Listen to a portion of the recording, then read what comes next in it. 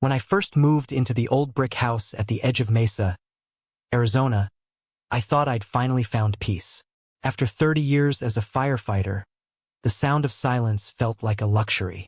My mornings used to start with sirens, shouting, and smoke. Now they began with the soft hiss of sprinklers and the occasional bark of a distant dog. The smell of hot coffee and fresh paint filled the air instead of burning rubber and diesel. I told myself that this was the kind of quiet you had to earn through a lifetime of noise. The house itself wasn't much to brag about. Single story, faded red brick, roof that looked like it had seen one too many summers, but it had character. My uncle built it back in the 70s, and when he passed, I bought it off the estate because it was half the price of anything in the shiny new HOA development next door. That neighborhood was called Sunny Palms Estates, which sounded cheerful enough until you met the people who ran it. I remember my first morning there clearly. I was sitting on the porch with a mug that said "World's Okayest Handyman," watching the sky turn that strange desert pink you only get in Arizona. The neighbor across the fence was already out with her leaf blower. Not using it, mind you, just testing it like a chainsaw before sunrise. That was my introduction to Karen Milbright. You could tell a lot about her just from her stance. One hand on her hip, the other holding a clipboard, visor angled like a general preparing for inspection. Even from a distance, I could tell she was the kind of woman who alphabetized her condiments and corrected people's recycling habits. She waved, smiling like she was running for office. I waved back. Peaceful enough start. Over the next few days, I noticed she seemed invested. Every time I mowed the lawn, there she was, standing on her perfectly edged driveway pretending to check her mail. When I replaced the old porch light, she appeared with her dog, who looked as exhausted as I was. She introduced herself like we were in an orientation session. "Hi, I'm Karen. I'm the president of the Sunny Palms Homeowners Association," she said, emphasizing president the way some people emphasize doctor. "Good to meet you," I said, wiping my hands on a rag. "I'm Mark. I'm next door. Technically outside the HOA. Her smile twitched a little. "Oh, are you sure?" "Pretty sure," I said. "The line's right at your mailbox." She nodded slowly, like I just told her gravity didn't apply on weekends. For the first few weeks, everything stayed polite. I fixed the roof, replaced a few gutters, even repainted the window trim. I kept to myself, said good morning, waved when I saw her walking her dog in matching visor and vest. I thought maybe I'd misjudged her. Maybe she was just one of those overly friendly types. But then came the day I decided to air out the old guest bed. It was an old wooden frame and mattress that had been sitting in the garage. I was redoing the guest room. Fresh paint, new curtains, new flooring, and I figured I'd give the bed a bit of sunshine before putting it back in. I hauled it out onto the porch, leaned it against the railing, and went back inside to grab a screwdriver. I wasn't gone more than 2 minutes before I heard her voice.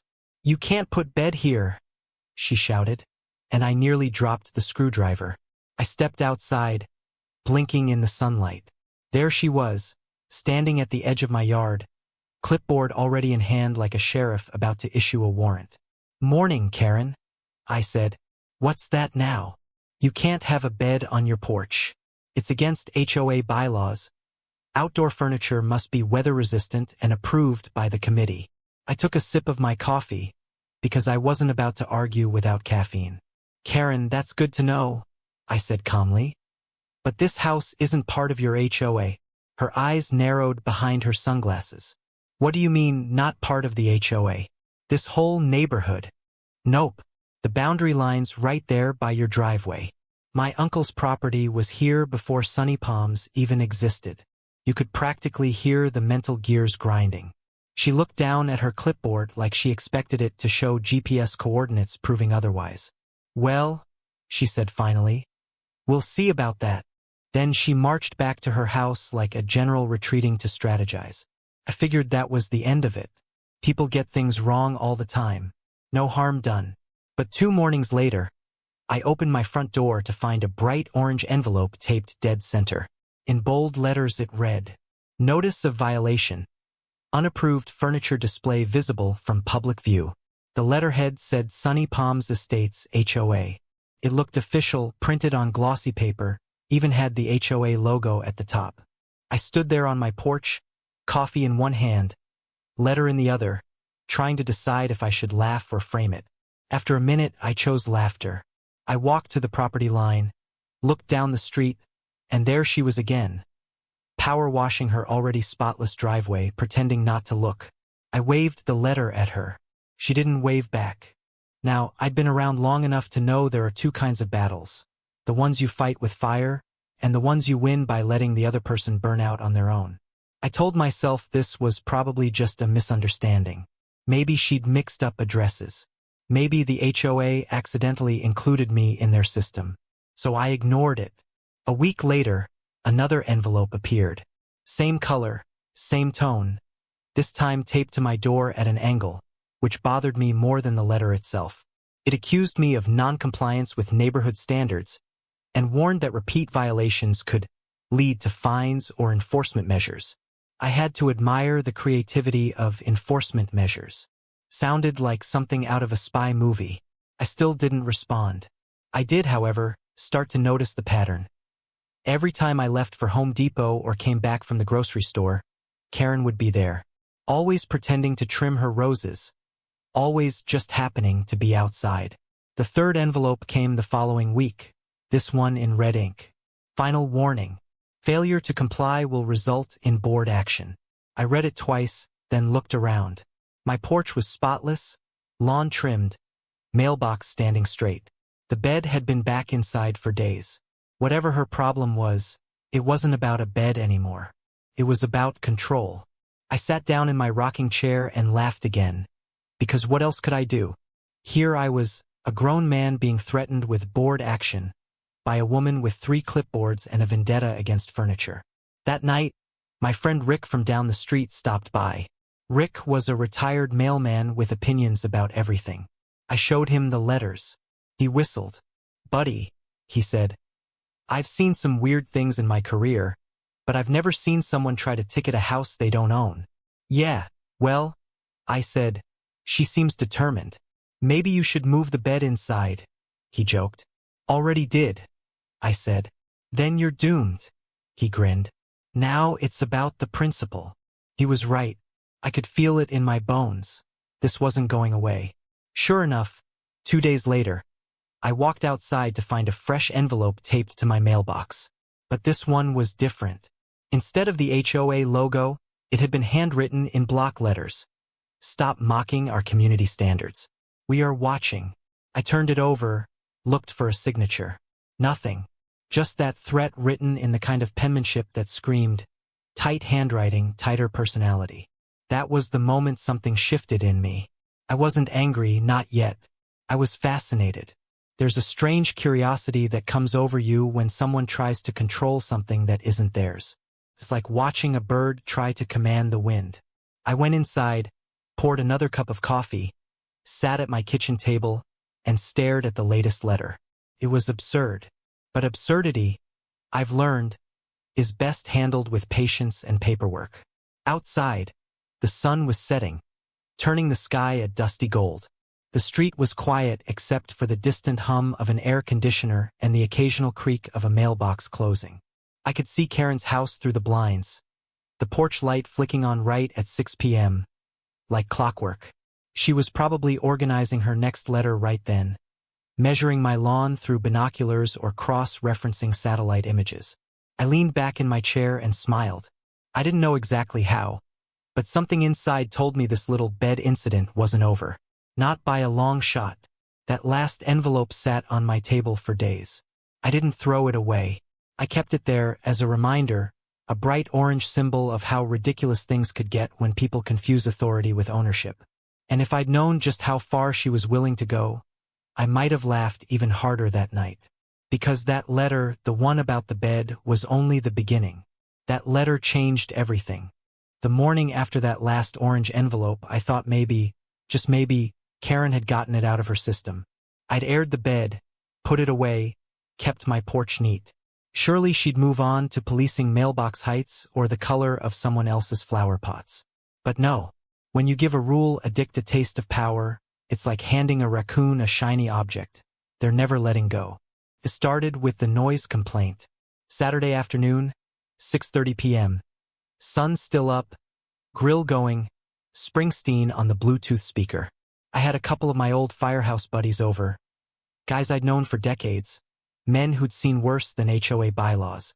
We were laughing, swapping stories, passing ribs, when I saw her approaching down the sidewalk with that familiar march of indignation. Clipboard in one hand, phone in the other like a holstered weapon. "Evening, Karen," I said, trying to sound pleasant. "Mr. Jenkins," she replied, emphasizing my name like a courtroom accusation. "Do you know what time it is?" "Dinner time," I said. "Want a plate?" Her eyes narrowed. "It's 6:32. Our community has a 6 p.m. noise restriction." "Our community?" I said, raising an eyebrow. "Karen, my community stops right there." I pointed toward the invisible property line where her jurisdiction ended. "You're within auditory range," she said, as though she'd rehearsed it. "That counts as community impact." Rick, sitting nearby, nearly choked on his beer. "You can file that under sound pollution," he muttered. Karen scribbled something on her clipboard and left without another word. 20 minutes later, I saw her across the street taking decibel readings with her phone, muttering to herself. That was my first official noise warning. The next letter came on Tuesday. A new violation, this time claiming my curtains were non-conforming in color and material. I had beige curtains. Apparently, beige was an unapproved tone not in harmony with the neighborhood aesthetic. I didn't even respond. I just made a note to get darker ones, mostly to keep her guessing. Then came the one about my mailbox. Mailbox not painted in the approved neighborhood neutral. It was white. I didn't bother pointing out that her HOA standards didn't apply outside their tract. She knew that. She just couldn't stand not being obeyed. Each new letter was like a child's temper tantrum written in bureaucratic English. One even had typos. "Failure to comply will result in further action by the board." I considered correcting it with a red pen and sending it back. A few days later, I was driving home when I noticed her standing in my front yard. Not near it. In it. Clipboard in hand, phone in the other, snapping photos of my gutters. I parked, stepped out, and asked as politely as possible, "Everything all right?" "Documenting," she said briskly. "Documenting what, exactly?" "Your failure to maintain exterior uniformity." I laughed out loud. "Karen, my house was built 20 years before yours. If I matched your uniformity, I'd need a time machine." She glared, took one last picture of my roof, and stormed off. That night, I called the county office to confirm, once and for all, that my property was indeed outside the HOA. The clerk laughed. "Sir, that line's been on the map since the 70s. They can't touch you." "Good to know," I said. "Just making sure before the revolution starts." The next morning, a new notice appeared, this time laminated in plastic and taped to my door with blue painter's tape, like some kind of civic masterpiece. "Urgent. Failure to comply will incur fines of up to $250. It even listed payment options, check or money order payable to Sunny Palms HOA. That was the moment I realized this wasn't just a misunderstanding. It was a crusade. I started collecting the letters in a folder. I labeled it Karen's Manifesto. Every few days, I'd add another: unregistered ornament placement, excessive porch items, improper lawn border. My personal favorite was potential hazard, decorative hose improperly coiled. That one made me laugh so hard I nearly spilled my coffee. Rick came by one evening, saw the pile on my kitchen table, and whistled. "You building a scrapbook or evidence for a lawsuit?" "Neither," I said. "I'm building patience. One ridiculous letter at a time." He shook his head. "You've got the temperament of a saint." "No," I said, smiling. "Just a man who knows how to pick his battles." I tried ignoring her again, but it was like ignoring a smoke alarm that wouldn't quit. Every week brought a new attempt at control. She left printed community standards brochures in my mailbox, hand-delivered flyers about neighborhood pride initiatives, and even left a voicemail pretending to be from the board, saying my continued disregard for policy could affect property values. The absurdity was exhausting, but there was something almost entertaining about it. I'd spent 3 decades in chaos. Fires, emergencies, real stakes.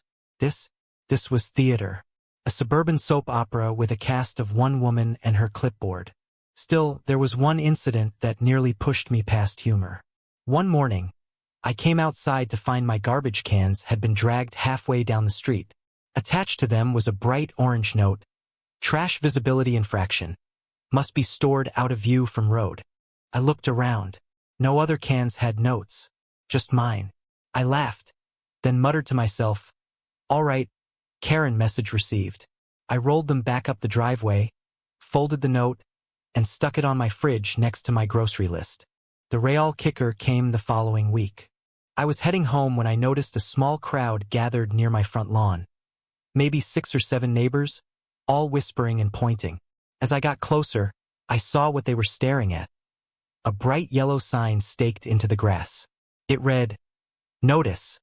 Non-compliant property under review." Karen was standing beside it, clipboard raised like a flag. "What is this?" I asked. "Official notice," she said smugly. "Official by whose authority?" "Sunny Palms Estates Homeowners Association." I crossed my arms. "You realize this is my land, right?" "Not for long," she replied.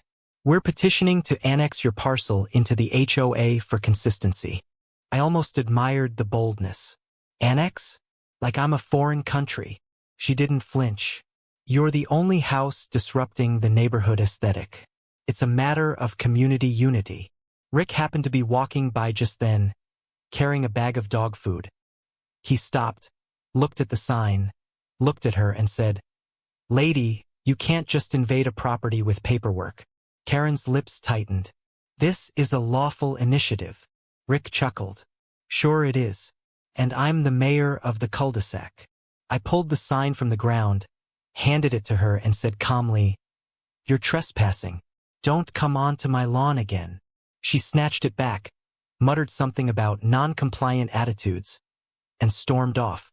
That evening, I sat on my porch with a cold beer and thought about the insanity of it all. I wasn't even angry anymore. I was amused and maybe a little curious to see how far she'd go. By now, I'd collected nearly a dozen letters, 4 warnings, 1 voicemail, and 1 lawn sign. It was almost impressive, really, the persistence of it. The sheer commitment to a battle no one else wanted to fight. Still, I knew how this game worked. Every bully expects resistance. They feed on confrontation. What they never expect is patience and quiet precision. So I started watching her too. Not spying, just observing. Every morning at 6 o'clock sharp, she came outside to turn on her sprinklers. Every Thursday, she wiped down her mailbox with disinfectant wipes. Every Saturday, she hosted HOA beautification walks, where she and 2 other members inspected lawns like judges at a dog show. She wanted control. That was her oxygen. And the moment she realized she couldn't control me, she'd suffocate on her own frustration. One evening, after another pointless reminder showed up, this time about holiday decor inconsistency, because I had a pumpkin on my porch in November, I stood by the boundary line, looking at her perfectly symmetrical yard. Lights all white, flag at regulation height, roses pruned into submission. I smiled to myself, not out of malice but something quieter. The way a chess player smiles when they see the next 5 moves ahead. That was the night I made up my mind. I wasn't going to yell. I wasn't going to argue. I wasn't even going to complain. If she wanted to play HOA, I'd play too. Just not on her board. I turned off the porch light, walked back inside, and started thinking about what that would look like. Something calm, clever, and just ironic enough to sting. Because by then, I'd realized something important. People like Karen don't hate you for breaking the rules, they hate you for not caring about them. And that's when I decided, if she wanted an HOA battle, she was about to get one. Only this time, I'd be the one writing the rules. I thought it, smiled, and said it out loud to the empty room, just to hear how it sounded. "All right, Karen, you want to play HOA? Let's play." I woke up the next morning with that same calm you feel before a big storm. Not dread, just focus. Years in the fire department taught me that panic wastes energy, but planning wins wars. So, I made coffee, sat at the kitchen table, and laid out every letter, warning, and fake citation Karen had delivered over the past few months. My counter looked like a command post, orange envelopes lined up like trophies. Each one was proof of her obsession. Each one, in its own weird way, made me laugh. That morning, instead of frustration, I felt curiosity. What happens when someone like Karen meets someone who won't play the game? Someone who doesn't yell, doesn't escalate, but also doesn't back down? I was about to find out. The first thing I did was pull up the county property maps online. Took about 5 minutes to confirm what I already knew. My house sat firmly outside the HOA boundary. I printed the page, highlighted the border in yellow, and tacked it to my fridge. Every victory needs a map. Then I made a list. All the HOA's rules that Karen had tried to enforce. Paint colors, lawn maintenance, porch furniture, noise times. I copied them from her own flyers because of course she'd mailed me several. And as I wrote, I realized something funny. The more ridiculous the rules sounded, the more tempting it was to turn them into a mirror. If she could weaponize bureaucracy, I could too. Just with a sense of humor. By noon, I had a plan. I opened a blank Word document and typed across the top in bold, non-HOA homeowners of actual independence. Then, beneath it, a proud community of one, dedicated to freedom, property rights, and mild sarcasm. I drafted my own list of neighborhood standards that looked suspiciously like hers but flipped every rule into something absurd. All residents must maintain at least one decorative gnome visible from space. Lawn maintenance optional. Authenticity encouraged. Flagpoles shall be of any height that pleases the homeowner and irritates exactly one person. Any attempt to enforce unrecognized authority shall be met with polite documentation. I printed it, sealed it in a plastic sleeve, and tacked it to my fence post by the driveway. The next project. Signage. Karen loved her signs. Welcome to Sunny Palms. Neighborhood watch. Drive like your kids live here. I decided my house needed one too. So, I drove to Home Depot, bought a small wooden plaque, sanded it smooth, and burned the words into it with a wood-burning pen. Private property. Governed by the non-HOA, homeowners of actual independence. It looked rustic, almost official, like something you'd see outside a national park gift shop. I installed it under my mailbox with the same care she probably gave her entire front yard. That evening, as the sun dropped low and the cicadas started up, I sat on my porch with a beer, waiting. I didn't have to wait long. Karen came power walking by with her dog, as predictable as the mail delivery schedule. She stopped dead when she saw the sign. I swear, I could see her pupils dilate behind those giant sunglasses. "What is that?" she demanded. "Boundary marker," I said. "You've got yours. Now I've got mine. This is a mockery of the HOA. "No," I said, smiling.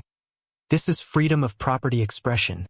She sputtered something about community standards and stomped off, dog in tow. But I wasn't done. The next morning, I printed out my first official non-HOA violation notice. A near-perfect replica of her own forms. Same formatting, same bold font, except my accusations were nonsense. I walked over before dawn and taped it neatly to her garage door.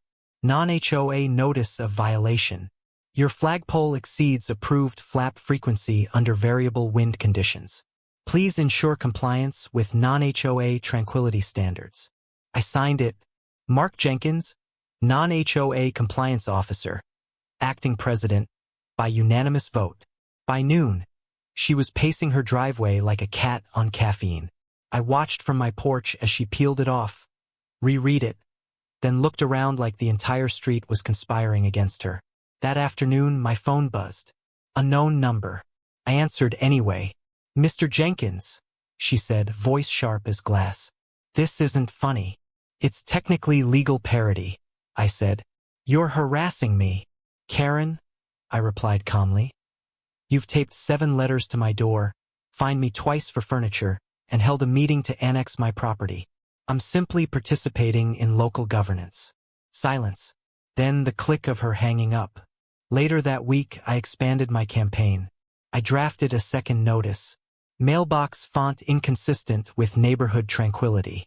Please switch to something less aggressive than Times New Roman. This one I hand-delivered right into her newspaper slot. It didn't take long before the neighborhood took notice. Literally. My neighbor Rick nearly spit his coffee when he saw the sign under my mailbox. "Buddy, this is art," he said. "You've turned HOA drama into performance comedy." Word spread fast. A few houses down, old Mrs. Hendricks, who'd been fined last year for having too many bird feeders, started leaving her windows open when Karen walked by, blasting Freedom by George Michael. A guy across the street put a plastic flamingo on his lawn, just to see if she'd react. She did. She left a note about avian-themed disorder. By the end of the month, I had the entire street chuckling behind curtains. Then came the emergency HOA meeting. I only know because someone slid a flyer under my door. Urgent. Community response session regarding non-compliance threats. I showed up, of course. Would have been rude not to. The meeting was held in the local rec center. Folding chairs, bad coffee, store-brand donuts, and about 20 curious neighbors. Karen stood at the front, behind a makeshift podium, flipping through a binder thick enough to choke a horse. "This man," she declared, pointing at me like a courtroom villain, "is undermining our community's integrity." I raised a hand. "Point of clarification. I'm not part of your community." She slammed her binder shut. "That's exactly the problem." The room erupted in muffled laughter. Even the treasurer tried hiding a grin. She launched into a PowerPoint about annexation feasibility and neighborhood aesthetic preservation. But halfway through, the numbers got messy. Someone asked who would pay for road maintenance if they absorbed my property. Someone else mentioned the drainage ditch. Within 15 minutes, her proposal was dead on arrival. The board voted it down unanimously. Karen's face turned the color of an overripe tomato. When the meeting ended, I walked up, handed her a fresh non-HOA notice that read, "Attempted hostile annexation in violation of peace and humor statutes. Penalty, mandatory cool-down period of indefinite duration." She didn't take it, so I left it on the donut table. From that day forward, our quiet war entered its golden phase. I started subtle enhancements, nothing illegal, just inconvenient for her ego. I set up a motion light near the boundary line that flicked on whenever she stepped an inch too far. I trimmed my lawn in diagonal stripes instead of straight lines. I painted my porch chairs mismatched colors, just bright enough to be seen from her window. Each move earned me another glare. Another muttered "unbelievable" as she marched past. But she couldn't touch me. Not legally. Not even rhetorically. Because the beauty of my plan was that I never broke a single rule. Not hers, not mine. The funny thing about quiet rebellion is how contagious it becomes. Within weeks, other neighbors began joking about forming their own non-HOAs. A man at the corner even hung a banner reading, "Independent Territory of 1421, Maple Drive." It drove her wild. Through it all, I kept my tone steady. Never shouted, never mocked her directly. I just let her rage exhaust itself. Then, one morning, she called the county zoning office. I know because she CC'd me on the email. Accidentally, I think, asking if they could compel a non-member property to adopt HOA standards under neighborhood unity principles. The reply was a single line. "No such authority exists." She must have felt that one in her bones. That evening, I heard the sound of her trash can lids slamming, one after another, like gunfire. I sat on my porch, watching the sun dip low over the roofs, and took a sip of my coffee. I'd spent my whole career putting out fires. Now, for once, I was watching someone else's burn. Quietly, legally, beautifully. And as I looked at that little wooden sign by my mailbox, I couldn't help but smile. They had no idea what was coming. By the time summer rolled around, the situation had become neighborhood legend. My non-HOA sign had become a local landmark. People walking their dogs would pause and chuckle. Delivery drivers would slow down to take pictures, and every now and then someone would honk and give me a thumbs up. I didn't mind the attention. I wasn't looking for it, but it amused me that a simple wooden plaque could stir more excitement than the HOA's annual Plant a Shrub Day. But while the rest of the block seemed entertained, Karen wasn't laughing. To her, I wasn't a man with a sense of humor. I was a threat to order, a virus in her perfectly alphabetized world. It started small, as these things do. One morning, I noticed she'd put up a brand new sign at the entrance to Sunny Palms. Pride in our community. Compliance is caring. I almost applauded the creativity. She even had it printed in gold cursive. Then came the emails. Apparently, she'd managed to dig up my contact info from a real estate listing and began sending formal reminders that I was creating confusion among residents by misrepresenting governance boundaries. I replied once, short and polite, "Karen, the county line is public record. No confusion here." That only seemed to encourage her. A few days later, I saw two men in bright vests standing near my mailbox. County workers? Nope, private security, hired by the HOA to monitor compliance within the visible perimeter of Sunny Palms. I walked out with my coffee. "Morning, gentlemen. Can I help you?" One of them shifted awkwardly. "We've been asked to verify community standards." "Which community?" I asked. He hesitated. "Sunny Palms." I pointed at my mailbox sign. "See that line? That's where Sunny Palms ends. You step past that, you're trespassing." They looked at each other, then back toward Karen's house. She was standing in her driveway, arms crossed, waiting for a show. I gave them a friendly smile and said, "Coffee?" They declined and left within a minute. That afternoon, she called code enforcement. I didn't even know until an officer showed up at my door, clipboard in hand, trying not to laugh. "We got a report about unregulated signage," he said. "Let me guess," I replied. "About 12 letters, visor, clipboard, loud sigh?" He grinned. "That's the one." I invited him onto the porch, offered him a water bottle, and explained the whole saga. He took one look at my sign, took a few notes, and said, "You're well within your rights. She's technically wasting our time." "Story of the year," I said. But of course, the more she failed, the louder she got. A week later, I was sitting in my living room when I heard voices outside. I looked through the blinds and saw a group of HOA members gathered around her. She was gesturing dramatically at my property like a weatherman pointing at a hurricane. I cracked open the window just enough to hear snippets. Non-conforming presence, community optics, setting a precedent. It was less a meeting and more a sermon. By the next morning, a fresh letter appeared, this one typed in all caps. "Remove all unauthorized signage or face legal consequences." It was signed, Sunny Palms Legal Department. I knew there was no such thing, but I decided to check. I called the county office again, this time speaking directly with a compliance officer named Brenda who'd been following the story. "Mark," she said, chuckling, "I've got a file on this HOA now. You're clear. They've overstepped about 14 times. "Appreciate it," I said. "Mind if I document that in writing?" "Already in your mailbox," she replied. So I framed it, hung it right on my porch wall. That was the day the real meltdown began. It was a Friday evening.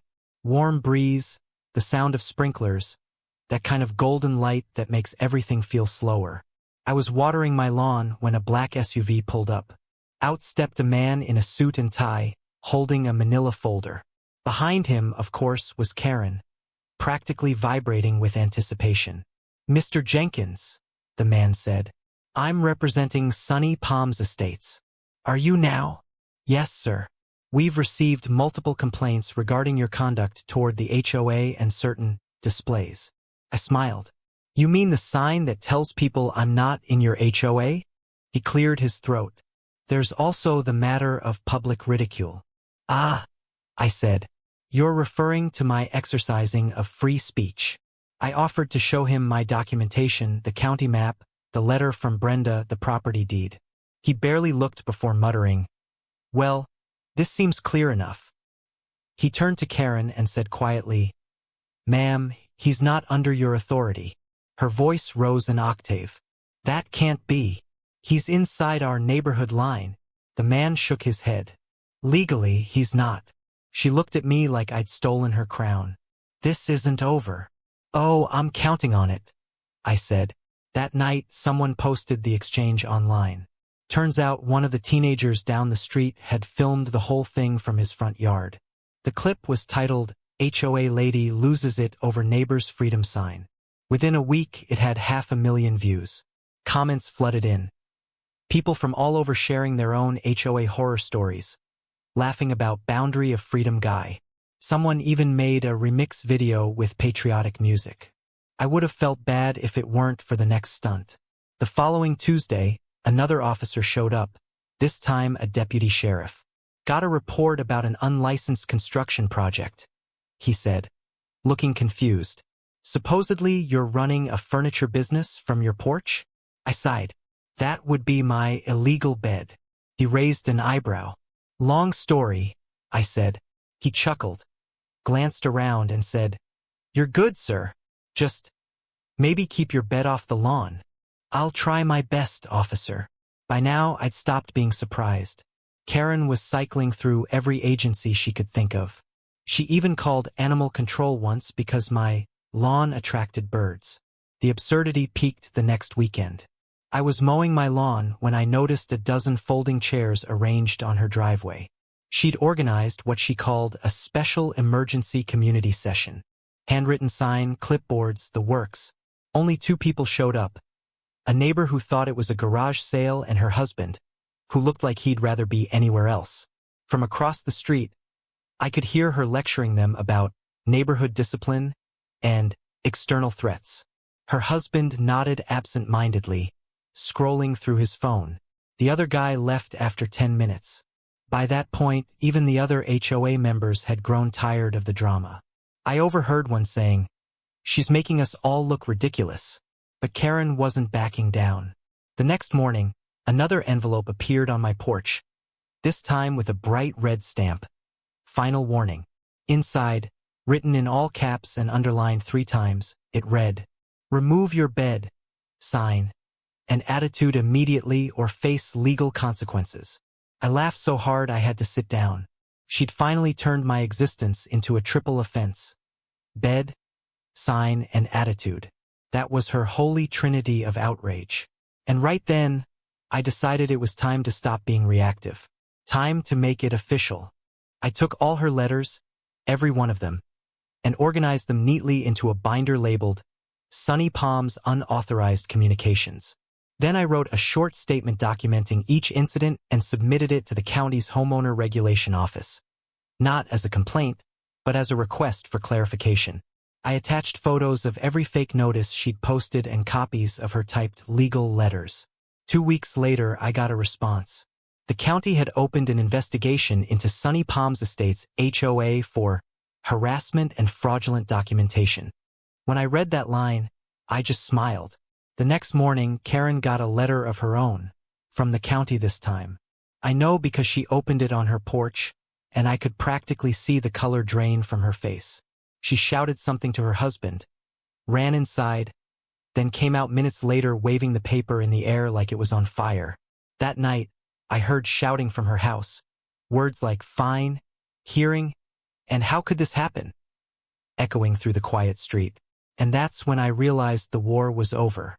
Well, almost, because a few days later, as I was watering the lawn, she marched out again. No clipboard this time, just pure desperation. "You did this," she hissed. "I just followed the rules," I said. "Something you taught me to do." She stared at me for a long second, trembling, then stormed back inside without a word.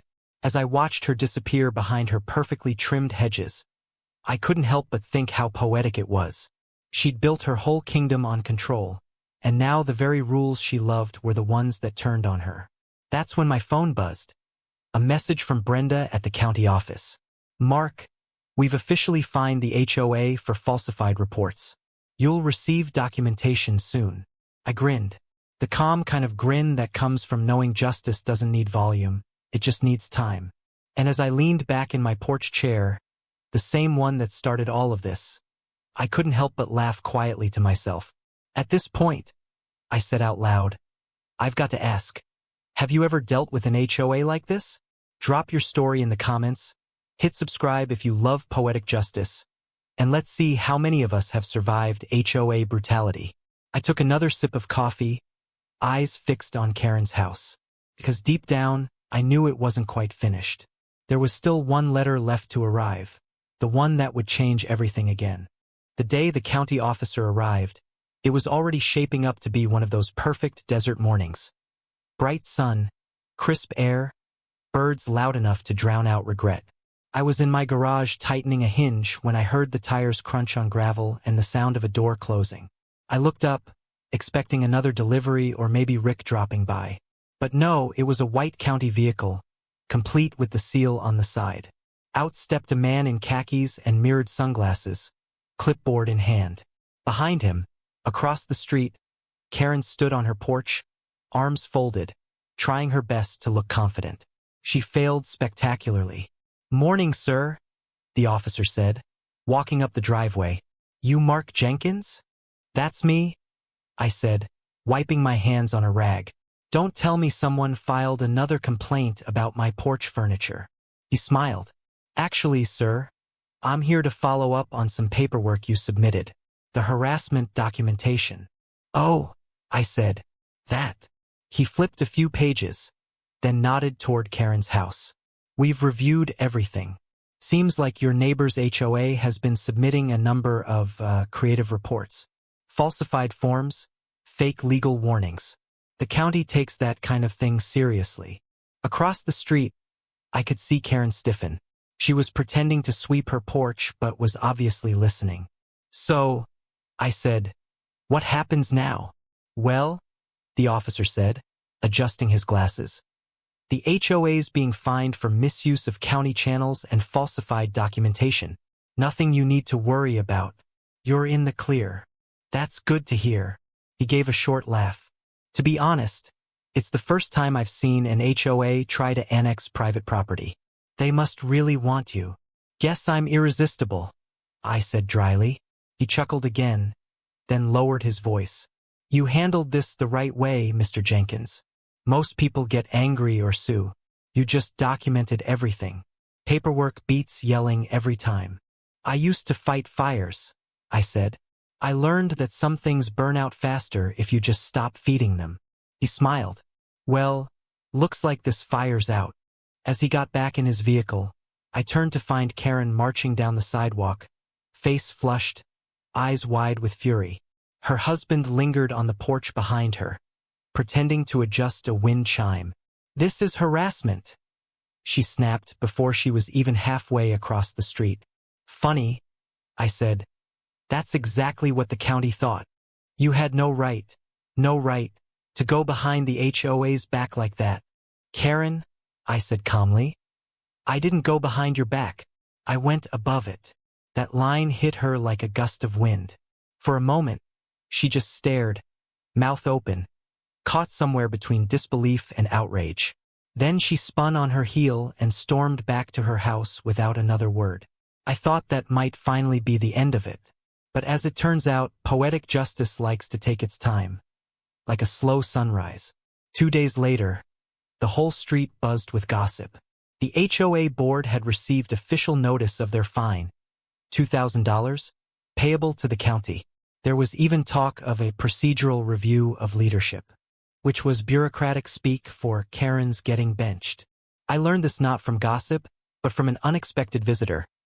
The HOA treasurer, a tired man in his 60s named Tom who looked like he'd been apologizing for Karen's behavior his entire adult life.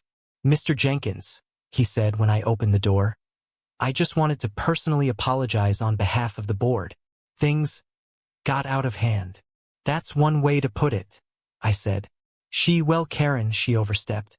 "The board didn't authorize half the things she sent you. We didn't even know about the fake letters until the county called." I crossed my arms and leaned on the doorframe. "So you're saying your president went rogue?" He sighed. "Yeah. We've, relieved her of duties pending review." I couldn't help but smile. "Temporary or permanent?" He looked both ways, then whispered, "Between you and me, permanent." He handed me a folded note. "She wanted me to give you this." I unfolded it. In Karen's sharp handwriting, it read, "You may have won this time, but standards still matter. K." I laughed out loud. "Tell her I'll frame it." Tom smiled awkwardly.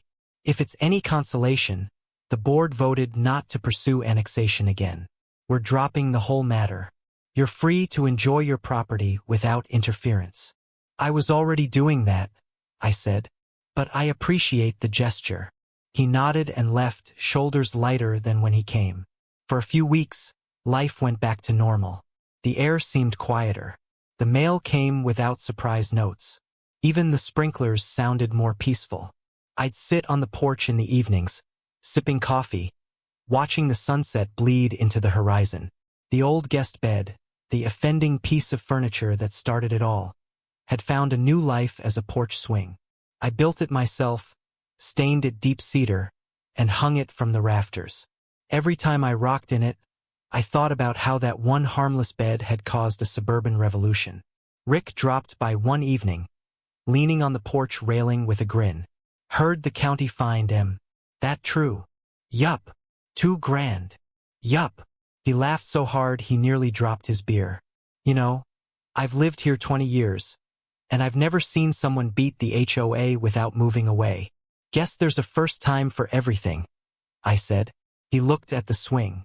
"So this is the legendary bed?" "Reborn," I said. He nodded approvingly. "Nice craftsmanship. Think Karen's seen it." "Oh, she's seen it," I said. "She drives by every morning. Doesn't wave anymore, though." We both laughed. The next week, a letter arrived from the county officially confirming the HOA fine and the complaint closure. It stated that property owner Mark Jenkins acted within his legal rights, and no further action was necessary. I pinned it to the corkboard above my workbench. Beneath it, I taped Karen's note, "The "You may have won this time" one. They looked poetic side by side. Then, one morning, something funny happened. As I was watering the lawn, I noticed Karen in her yard. No clipboard, no visor, no phone, just a watering can and a pair of gloves. For the first time since I'd met her, she looked normal, human. She glanced over, caught my eye, and for half a second, I thought she might actually wave. She didn't, but she didn't glare either. That was progress. I nodded politely, gave her a morning nod, and went back to watering. Maybe she'd learned something, maybe not. Either way, the peace felt earned. A week later, the HOA newsletter came out. I only know because someone slipped it under my door as a joke. The front page headline read, "Leadership Transition, Moving Forward Together." Below, it was a small paragraph thanking outgoing board members for their years of service. I nearly spit out my coffee. In smaller print near the bottom was a line about working toward more harmonious relations with surrounding homeowners. That was code for, "Don't poke the bear next door." So, naturally, I couldn't resist sending one last friendly gesture. I printed an official-looking document with my own letterhead.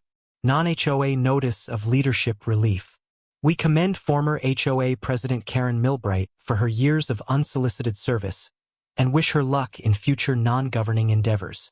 I rolled it up, tied it with a red ribbon, and left it on her doorstep. By the next morning, it was gone. For a while after that, things were good. The neighborhood felt lighter. People waved more. The jokes flowed easier. Someone even started a small Facebook group called Sunny Palm Survivors Club, where neighbors shared funny stories about HOA absurdities, missing lawn ornaments, mismatched shingles, and one poor guy who'd been fined for holiday light fatigue because he took down his Christmas decorations on January 3rd. Every now and then, a new homeowner would stop by and ask, "Are you the non-HOA guy?" I'd nod, and they'd laugh. "Legendary," they'd say. It was strange fame, but I took it with humor.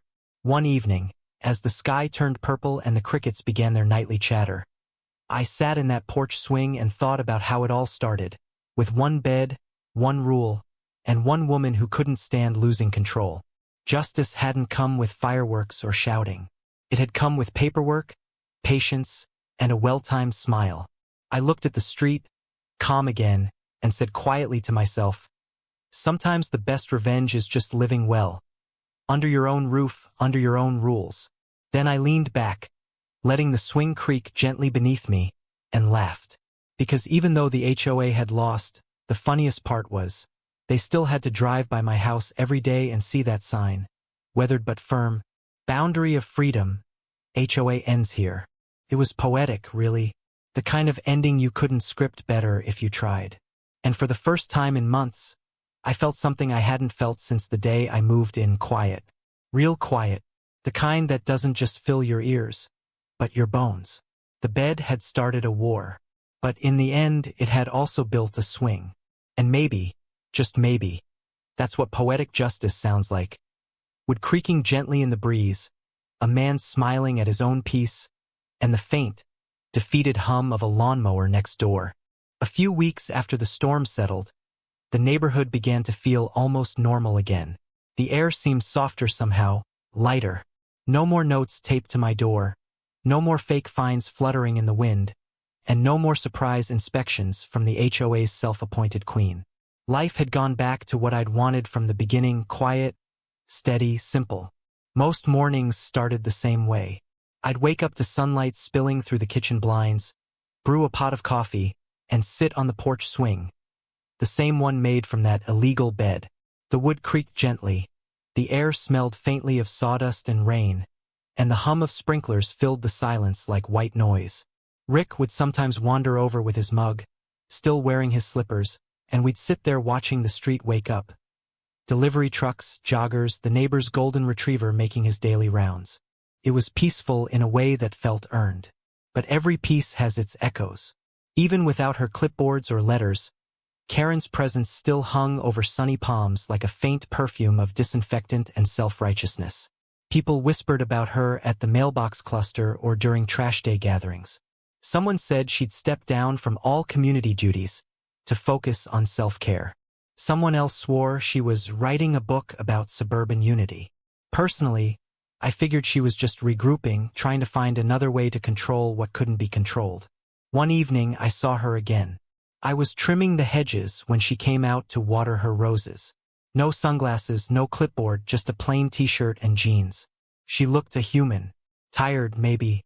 She caught my eye and, to my surprise, gave a small nod. Not an apology, not even friendliness. Just a quiet acknowledgement that we'd both survived something ridiculous. I nodded back. For the first time since I'd met her, she didn't flinch. Maybe it was respect. Or maybe resignation. Either way, it was enough. Over time, the story spread beyond our little block. Somehow, that viral clip of her shouting, "You can't put bed here," resurfaced again online. It made the rounds on local forums and HOA watchdog pages. People messaged me, strangers, from as far away as Texas and Ohio, sharing their own stories about overzealous neighbors and rule-obsessed committees. One guy wrote, "Man, you're living the dream. We all wish we could fight back like that." It was funny, really. I hadn't meant to become some kind of suburban folk hero. I just wanted to be left alone. But apparently, standing your ground quietly and legally was something people admired these days. One lady from California sent me a message that said, "You give the rest of us hope that sanity still exists in the suburbs." I printed that one out and stuck it on the fridge next to the old violation notices. Every now and then, a new family would move into sunny palms. I could always tell who was new by the way they'd pause at my mailbox sign. Boundary of freedom, HOA ends here. Some would take pictures, some would laugh, and a few would even knock on my door to ask if the story was true. I'd tell them the short version. Bought the wrong house, got the right lesson. They'd grin and say something like, "Man, wish I could get away from mine." Sometimes, I'd see Karen watching from her window when those conversations happened. I wondered what she thought, whether she regretted it all or if she still believed she'd been in the right. I guess that's the thing about people like her. They never see themselves as villains. They're just defenders of order, even when they're defending nonsense. One afternoon, Rick and I were sitting on the porch when the mail truck pulled up. The driver, a young guy, probably 20, handed me a small envelope with no return address. Inside was a single sheet of paper, neatly folded. It read, "Dear Mr. Jenkins, I wanted to say I've learned a lot this past year. Maybe too much. The HOA isn't everything I thought it was, and sometimes I think I got lost in trying to make everything perfect. I hope your porch swing brings you peace. K. I sat there staring at it for a long time, not because I didn't know what to feel, but because it was the first genuine thing she'd ever written. No rules, no warnings, no passive-aggressive tone. Just honesty. I folded the letter carefully and tucked it into the binder where I'd kept all her old notices. It felt right that way, a beginning and an end stored together. After that, she stopped appearing altogether. No more roses, no more sweeping at strategic times. It was as if she'd vanished into the background noise of suburbia. Her husband, who had always seemed like an unwilling extra in her drama, started waving when he saw me.